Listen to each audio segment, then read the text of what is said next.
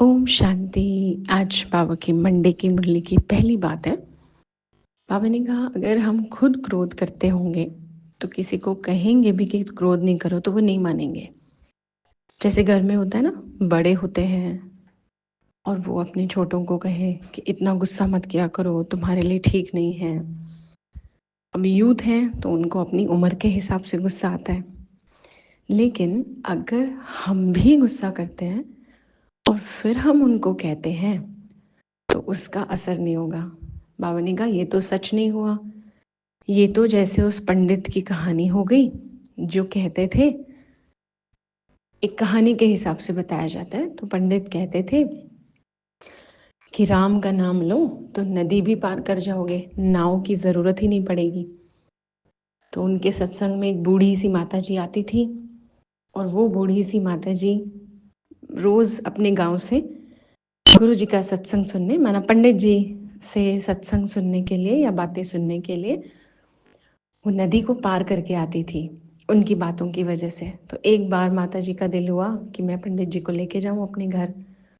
तो जब अपने घर लेकर आने लगी, नदी किनारे पहुंचे तो पंडित जी ने कहा नाव कहाँ है। तो उन्होंने कहा आप ही तो कहते हो राम का नाम लो तो नाव की ज़रूरत नहीं पड़ेगी, नदी पार हो जाएंगे हम, इसलिए मैं तो रोज़ ऐसे ही जाती हूँ।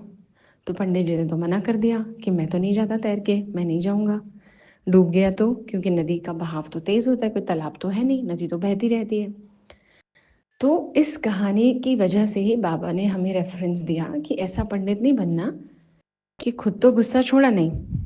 ठीक है, एज के हिसाब से हम कम कर रहे हैं, लेकिन कर तो रहे ना, तो सामने वाले को भी हम यही सिखा रहे हैं। तो ये पहली बात ध्यान रखने की है। दूसरी बात आज बाबा ने कही है, बहुरूपी बन जाओ तो सुखों का अनुभव भी होगा। अब वैसे तो बहुरूपी बनना दुनिया में अच्छा नहीं माना जाता, लेकिन मुझे याद आ रहा है ये पॉइंट सुनते सुनते या पढ़ते पढ़ते कि जैसे एक गीत है भक्ति में, छलिया का भेष बनाया शाम चूड़ी बेचने आया।